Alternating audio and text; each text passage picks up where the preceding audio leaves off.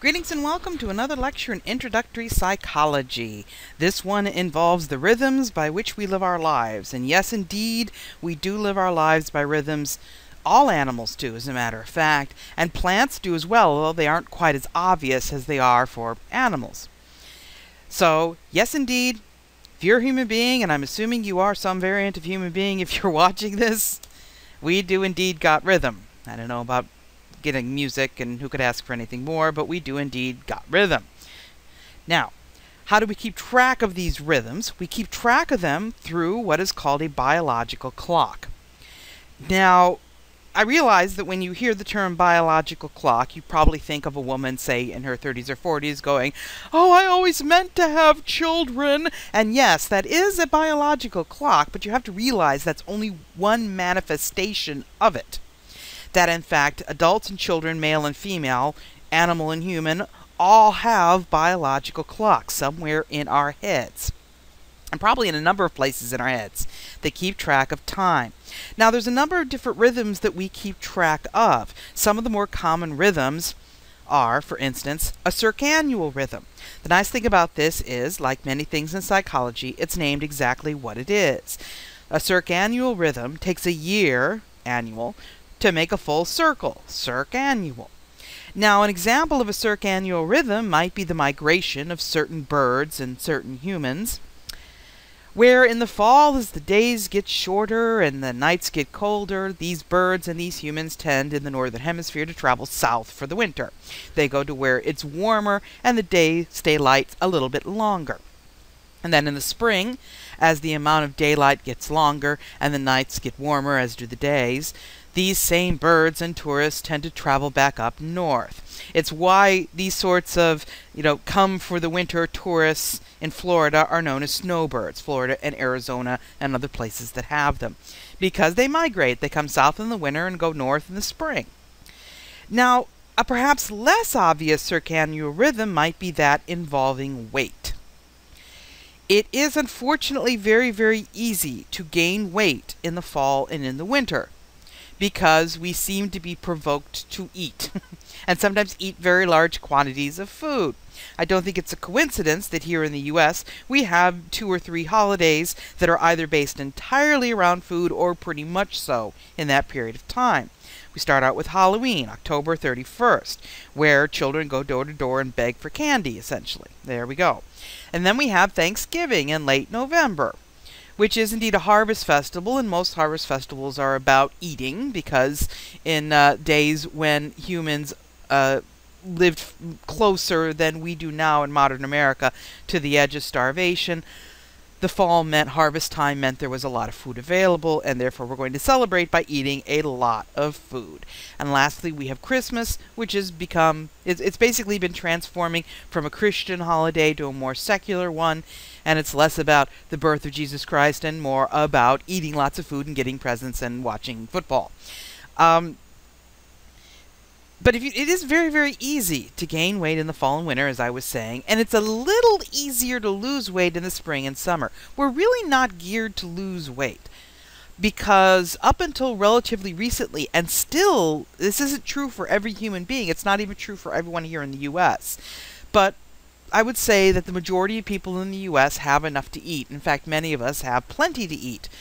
And in the past, we didn't. In the past, when you're living close to the edge of starvation and all of a sudden there's lots of food around, we tend to be geared to eat a lot of food. And that is indeed how we are still wired, as much as we might not want to be.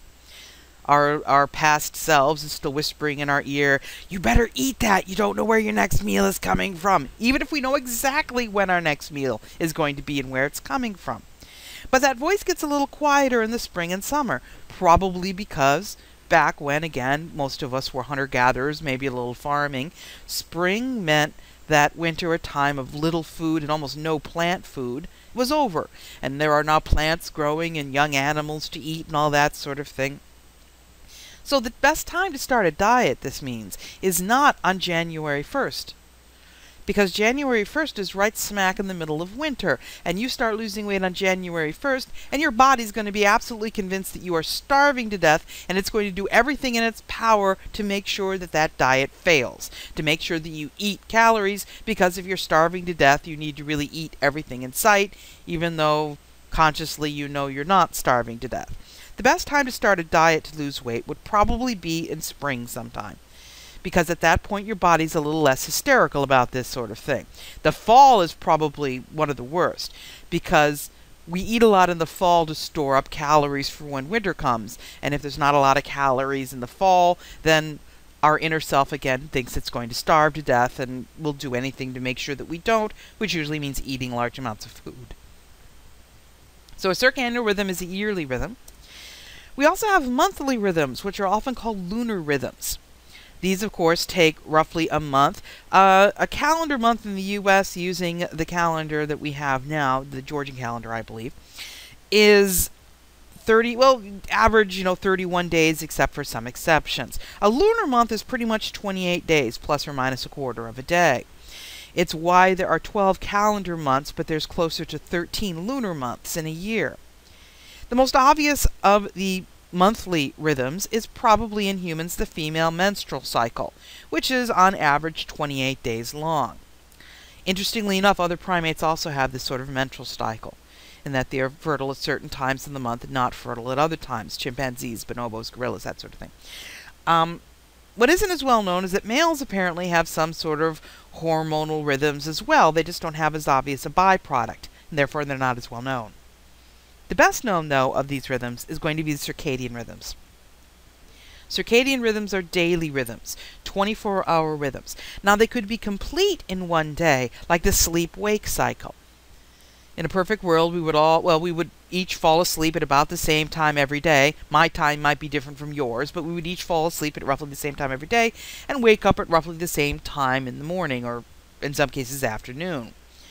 So that's a circadian rhythm. There are also these sorts of rhythms that go with body temperature. Your body temperature tends to be lowest in the early morning hours. Blood pressure rhythms. If we look at subcircadian rhythms, we could have things like hunger. We tend to be hungry at the same time every day. So these rhythms are all controlled, or measured anyway, by this biological clock. Now, what researchers have found, though, is that this clock is not particularly accurate. If the clock was more accurate, then we wouldn't need clocks on walls or on wrists or on cell phones, because we would know exactly what time it was at any point. And there are a few people that are very good at knowing that. But for most of us, our biological clock is not very good. And so basically, what we have to do, was they found how to tell if your biological clock isn't good. One of the ways they've done this, and I found this fascinating, is researchers took volunteers and put them in an environment where they had no clues as to what time it was. Usually this involves some sort of cave. Because if you go down into a cave, you don't have light cues, because any light you have to turn on yourself. You don't have temperature cues to tell you. You pretty much have no cues. So if you take somebody and you set up deep in a cave, a really nice apartment or whatever for them to live in, and you don't give them anything that would give them cues. You don't give them clocks, you don't give them television, you don't give them computers. I suspect you give them lots of books and decks of cards and things so they can amuse themselves. Eventually what they've found is that within a relatively short period of time, these people are no longer on a 24-hour cycle. And in fact, a lot of them wind up on something resembling a 25-hour cycle. They go to sleep an hour later every day, they wake up an hour later every day, until eventually they're completely out of sync with the outside world. But interestingly enough, if you wait another week or two, they'll be back in sync again, because they're on a 25-hour, while the rest of us are on a 24-hour, those of us who have cues as to what time it is. And so the big question, of course, is what resets this clock, because that's what we're doing. Is basically, if you have a clock, for instance, you inherited a clock and it loses a few minutes every day, but you want to make sure it always tells the right time, you probably reset it every now and again. It turns out that we reset our biological clock every morning, at least in theory, and what resets it is sunlight. When you get up in the morning and you're exposed to sunlight, not just normal room light, although that can probably work in a pinch, but sunlight is so much brighter. And it has so many more wavelengths of light than just your average lamp does. So when we wake up and we see that sunlight, our internal biological clock immediately goes, "Oh, morning," and resets it. This is now morning. This is part of the reason why people who work night shifts often have a lot of problems. Because they work at night, by the time they're tired and they're headed home and they're ready to go to bed, the sun is up. And their bodies basically say to them, "Whoop, the sun is up, it's morning. Time to get up," when they haven't yet been to sleep. It's why a lot of people who work shifts, for instance, have to make sure that they darken their bedroom completely or they can't sleep. This is actually true of a lot of people. Because light tells us to get up. Light tells us it's morning. There are some other things that can reset your internal clock, but as far as I know, there isn't anything that works as well as sunlight. One of the things, by the way, that can reset your biological clock is caffeine, which is part of the reason why it's not a really good idea to drink a large amount of caffeine right before you want to go to bed. Because not only will the caffeine itself keep you up because it's a stimulant, but also what will happen is your body might reset and go, "Oh, it's morning," when indeed it's not.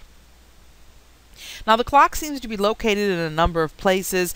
There seems to be apparatus in the eye that measures the light and such, but really what seems to be involved in this clock is the hypothalamus. Now, if you've listened to the lectures for the brain, or if you've read up on the hypothalamus, you know it's a very important little organ. It's a tiny little thing, but it controls a lot. And one of the things it does seem to control, as well as the 4 F's, is time sense. So damage to the hypothalamus can cause damage to biological clocks. Now, you may have heard of the term jet lag. Now, what jet lag means is well, it's called jet lag because people really didn't notice it until they began traveling by jet. Now, prior to jet plane travel, even with propeller plane travel, the planes really couldn't travel all that fast, and certainly cars and trains and foot and horse, you can't necessarily travel that fast, or boat. Okay? But with jets, you can go from here to there really, really quickly. And what jet lag is when your internal clock becomes out of sync with the external world. In jet lag, for instance, it might take you 6 hours to fly someplace that is actually 6 hours ahead of you. I'm currently in the Eastern time zone. And in the Eastern time zone, let's say that I wanted to go to Eastern Europe. I'm not entirely sure actually the time zone for Eastern Europe. Okay, let's say that I want to go to England. That one's 5 hours, but it'll work. I want to go to England. I want to go to Great Britain. Well, Great Britain is 5 hours ahead of us because of its location on the globe. So when it's 6 p.m. here in the Eastern Zone, it's 11 p.m. there.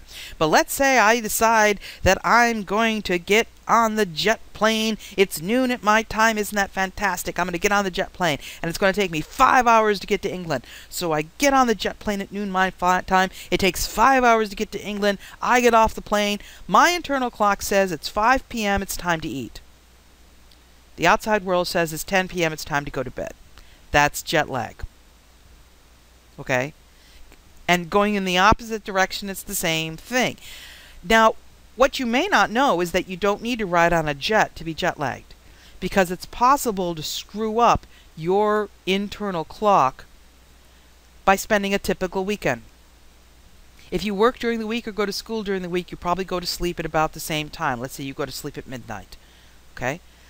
But now it's Friday night. You don't have to be anywhere Saturday. You might stay up till 3, 4 a.m. and sleep until noon. Okay?